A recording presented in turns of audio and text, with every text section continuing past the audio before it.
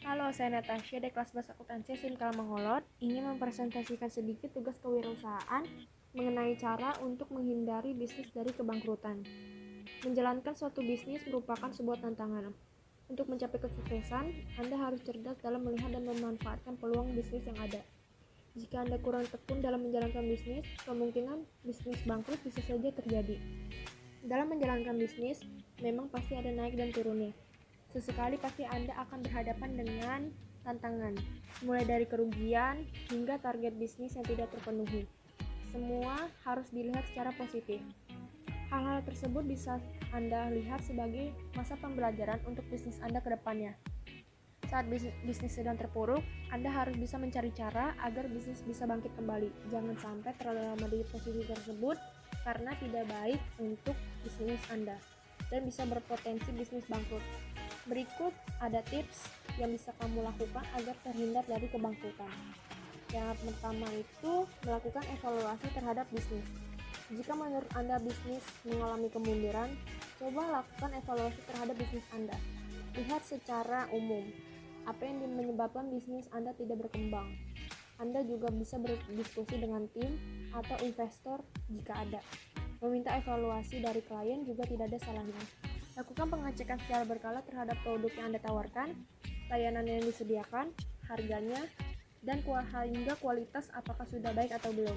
Nah, dari situ Anda bisa tahu bagian mana yang harus diperbaiki secepat mungkin untuk mencegah bisnis bangkrut. Jika masalahnya sudah ditemukan, Anda bisa mulai perbaiki masalah tersebut agar kondisi finansial perusahaan bisa membaik. Yang kedua itu, pertimbangkan ide dari karyawan. Nah, kita sebagai pemilik bisnis tidak boleh bersikap egois.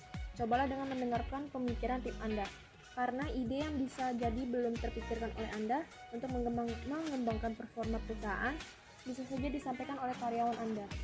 Mulailah dengan mengadakan diskusi terhadap tim. Dari situ Anda bisa bertanya mulai dari bagaimana cara untuk meningkatkan bisnis perusahaan.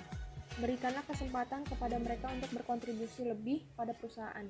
Namun, Anda tidak perlu mengumbar bahwa bisnis Anda terancam bangkrut, agar tidak menimbulkan kekhawatiran pada karyawan. Yang ketiga itu minta pendapat dari profesional. Nah, setelah mendapat pemasukan dari karyawan, Anda bisa mencoba untuk mencari bantuan dari kalangan profesional. Cobalah untuk berdiskusi dengan pengusaha yang sukses dalam mendirikan bisnisnya. Meskipun mereka memiliki bisnis yang sukses, pasti mereka pernah menghadapi masalah dalam bisnisnya. Maka dari itu, penting bagi Anda untuk berdiskusi dengan orang yang sudah pernah berbisnis untuk mendapatkan pandangan baru dalam berbisnis. Yang keempat itu memanfaatkan media sosial. Dengan teknologi yang kini sudah berkembang pesat, media sosial memiliki andil yang cukup besar dalam keberhasilan suatu bisnis. Masyarakat dari berbagai kalangan kini mempunyai akses yang mudah terhadap internet dan menghabiskan waktu banyak mereka di media sosial. Itulah mengapa media sosial memegang peran penting. Media sosial bisa menjadi strategi marketing yang efektif dan terjangkau bagi bisnis Anda. Buatlah akun di berbagai jaringan media sosial seperti Instagram, Facebook, hingga Twitter. Anda juga bisa tetap aktif di akun media sosial bisnis Anda untuk memberikan konten-konten menarik serta mengenalkan produk yang ditawarkan oleh bisnis Anda. Lewat media sosial, Anda bisa menarik calon pelanggan dengan cukup mudah. Jika Anda tidak keberatan untuk mengeluarkan biaya, cobalah gunakan fitur iklan berbayar agar konten Anda bisa muncul di halaman orang lain. Selanjutnya itu ada tingkatkan pelayanan terhadap pelanggan. Bisnis yang Anda dirikan tentu tidak ada gunanya jika tidak memiliki pelanggan atau klien. Sebagai pemilik bisnis, Anda perlu mengetahui target pasar dan ekspektasi mereka terhadap bisnis yang Anda jalani. Coba tanyakan kepuasan mereka terhadap bisnis Anda dan apa yang sekiranya perlu ditingkatkan. Nah, dari situ Anda bisa mengetahui apa yang diinginkan oleh pelanggan.